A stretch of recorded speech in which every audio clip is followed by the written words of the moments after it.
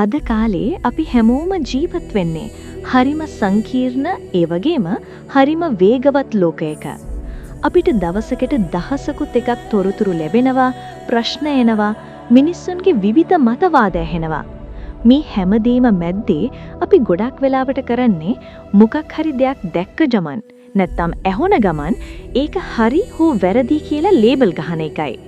හැබැයි බුදුන් වහන්සේ දේශනා කරපු විභජ්‍යවාදය කියන්නේ මේ වගේ අන්තගාමී තීරණවලට නොගිහින් ඕනෑම දෙයක් ඊටමත් සූක්ෂම විදිහට විභජනය කරලා එහෙමත් නැත්නම් කෑලිවලට බෙදලා බලන විද්‍යාත්මක සහ තාර්කික ක්‍රමවේදයටයි. තේරවාදී බුදුදහමේ පදනම විභජ්‍යවාදය වීමෙන්ම පේනවා බුදුදහම කියන්නේ අන්ධ භක්තියකින් අදහන ආගමකට වඩා විමසුම් බුද්ධියෙන් තේරුම් ගත යුතු දර්ශනයක් කියනට. ඇත්තටම මොකක්ද මේ විභජනය කර බැලීම?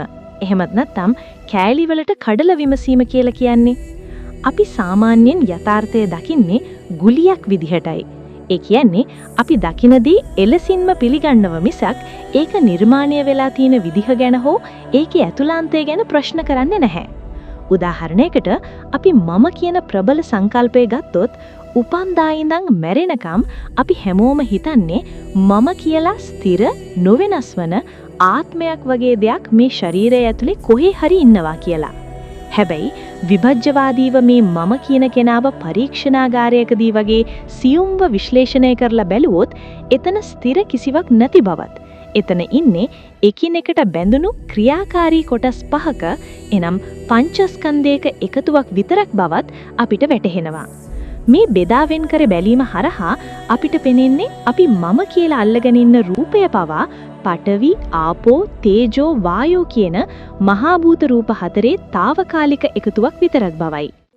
අපි මේ විශ්ලේෂණය තවත් ගැඹුරට අරගෙන ගියොත් අපිට දැනෙන හැම සැප දුක් වේදනාවක්ම අපි බාහිර ලෝකයේ හඳුන ගන්නා ආකාරය, හෙවත් සංඥාව, අපි හිතේ ඇතිවන විවිධ සිතුවිලි සහ චේතනාවන සංඛාර සහ මේ හැමදේම දැනගන්නා සිත, හෙවත් විඥානය කියන මේ සියල්ලම එකිනෙක මත යැපෙන දේවල් මිසක් ස්වාධීන දේවල් නෙවෙයි.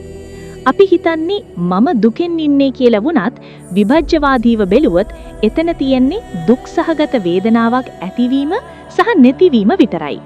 ඒ වගේම අපේ සංඥාව හරියට මිරිගුවක් වගේ. අපි දකින රූපය නෙවෙයි අපේ හිතේ ඇඳෙන්නේ. අපි කලින් හඳුනාගත්ත ලේබලයයි. මේ විදිහක අපේ මානසික ක්‍රියාකාරකම් එකිනෙක විග්‍රහ කරද්දී තරහව හෝ ආදරය කියන්නේත් බාහිර හේතුවක් නිසා හිතේ ඇතිවුණු සංඛාර සමූහයක් විතරක් බවත්, ඒ කිසිවක් තුල ස්ථිර මමෙක් නැති බවත් අපිට ප්‍රත්‍යක්ෂ වෙනවා.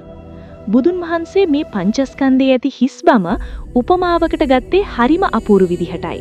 උන්වහන්සේ දේශනා කළා රූපය හරියට පෙන පිණ්ඩක් වගේ කියලා, වේදනාව දිය බුබුලක් වගේ කියලා, සංඥාව මිරිගුවක් වගේ කියලා, සංඛාර කෙසෙල් කඩක් වගේ කියලා, සහ විඥාණය මායාවක් වගේ කියලා. හරියට රථයක් රෝද, ඇක්සල් එක, එන්ජින් එක, බොඩි එක වගේ කොටස් එකතු වුණාම රථය කියලා සම්මුති නමක් ලැබෙනවා. හැබැයි මේ කොටස් එකිනෙක ගලවන බැලුවොත් එතන මම කියලා අල්ලගන්න පුරුවම් ස්ථිර නොවෙනස් වන කිසිම හරයක් ඉතිරි වෙන්නේ නැහැ. මේ යථාර්ථයේ විභජනය කරලා දකිනකොට අපේ ජීවිතයේ කියන ලොකුම බැඳීම් වලට සහ වේදනාවලට හේතුව අපි දේවල් ගුලියක් විදිහට අල්ලගෙන සිටීම බව අපිට වැටහෙනවා. මෙන්න මේ විභජනය කරලා බලන අවබෝධය අපේ ජීවිතයට ලැබුණම අපි දේවල් වල එල්ලබගෙන ඉන්න දරන වෙහෙස නිකම්ම අඩු වෙලා යනවා. මම කියලා අල්ලගන්න දෙයක් නැති තැන මගේ කියලා අල්ලගන්න දෙයක් කොහොමත් නැහැ. අන්න ඒ මොහොතේ තමයි මිනිස්සෙක් ඇත්තම මානසික නිදහස අත්විඳින්න පටන් ගන්නෙ. ජීවිතයේ එන ඕනෑම ප්‍රශ්නයක් හෝ අභියෝගයක් හමුවේ නොසැලී ඉන්න පුරුවන් වෙන්නේ ලෝකය මේ විදිහට කෑලිවලට කඩලා දකින්න පුරුදු වුණාට. ඒ නිසා විභජ්‍යවාදය කියන්නේ නිකම්ම දාර්ශනික මතයක් නෙවෙයි. ඒක අපේ හිතේ තියෙන බර සැහැල්ලු කරගන්න තියෙන වටිනාම මනෝවිද්‍යාත්මක මෙවලමයි. අපි ගොඩක් වෙලාවට මානසිකව වැටෙන්නේ ප්‍රශ්නයක් ආවම ඒක මහා විශාල පර්වතයක් වගේ අපේ ඔළුව උඩ තියාගන්න නිසායි. හැබැයි ඔයා විභජ්‍යවාදීව හිතන්න පුරුදු වුණොත් ඔයා කරන්නේ ඒ ප්‍රශ්නය කුඩා කෑලිවලට කඩන එකයි. උදාහරණයකට රැකියාවේදී හෝ ව්‍යාපාරයකදී ලොකු පාඩුවක් වුණා කියලා හිතන්න. මගේ ජීවිතේම ඉවරයි කියලා වැළපෙන්නේ නැතුව ඒ පාඩුවට බලපාපු හේතු සාධක එකින් එක විශ්ලේෂණය කරන්න. මගේ තීරණවල වැරද්ද මොකක්ද? වෙළඳ පොලේ තත්ත්වය කොහොමද? මට පාලනය කරන්න පුළුවන් වුණු සාධක මොනවද?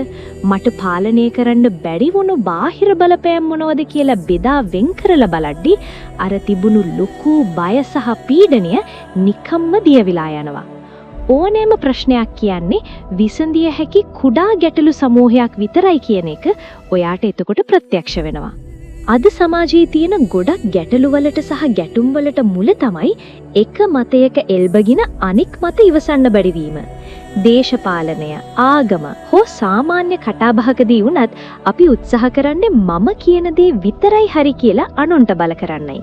හැබැයි නියම විභජ්‍යවාදියෙක් හැම වෙලේම උත්සාහ කරන්නේ කරුණවල දෙපැත්තම විමසලා බලන්නයි. කෙනෙක් අපිට වැරද්දක් කරාම හෝ අපිට රිදෙව්වම ඒ පුද්ගලයා නරක මිනිහෙක් විදිහට එකපාරටම හංවඩු ගහන්නේ නැතුව ඔහු ඒ දේ කරන්න පෙළඹුණු පසුබිම, ඔහුගේ ඇතිවුණු චේතනාව සහ ඒ මොහොතේ තිබුණු අවිද්‍යාව වගේ දේවල් විභාජනය කරලා බැලුවොත් අපිට ඒ පුද්ගලයා කෙරෙහි වෛරයකට වඩා කරුණාව සහ උපේක්ෂාවක් ඇති කරගන්න පුළුවන්. දන්නවද? ලෝකය කියන්නේ කළු හෝ සුදු විතරක් තියෙන තැනක් නෙවෙයි. ඒ පාට දෙක මැද තියෙන ඇලු පාට ගොඩක් තියෙන තැනක්. ඒ යථාර්ථය දකින්න පුළුවන් වෙන්නේ විභජ්‍යවාදී චින්තනයෙන් විතරයි. දැන් හිතලා බලන්න, අයි අපි විභජ්‍යවාදීන් විය යුත්තේ? මොකද විභජ්‍යවාදය කියන්නේ නිකම්ම පොතේ තියෙන දැනුමක් නෙවෙයි. ඒක ජීවත් විය යුතු ආකාරයයි. අපි අපේ ජීවිතේට එන ඕනෑම අත්දැකීමක්, ඕනෑම හැඟීමක් එකපාරටම විශ්වාස කරලා ඒකේ වහලෙක් වෙන්නේ නැතුව ඒකේ ඇතුළාන්තය විමසලා බලන්න පුරුදු වුණොත් අපිට පුරුවන් වෙනවා කිසිම දෙයකින් කම්පා නොවි මැදහත් සිතින් ජීවත් වෙන්න. තොරතුරු තාක්ෂණය රජ කරන මේ වගේ කාලෙක ඇත්ත සහ බොරුව වෙන් කරගන්න තියෙන හොඳම ආයුධයත් මේ විභජ්‍යවාදයයි. ඕනෑම දෙයක් ගැන ප්‍රශ්න කරන, විමසන සහ යථාර්ථය දකින්න උත්සාහ කරන කෙනා කිසිම දවසක මුලාවටපත් වෙන්නේ නැහැ. ඉතින් අපිත් උත්සාහ කරමු මේ ලෝකයේ ඇති සැටියෙන් දකින්න පුළුවන් ප්‍රඥාවන්ත විභජ්‍යවාදීන් වෙන්න.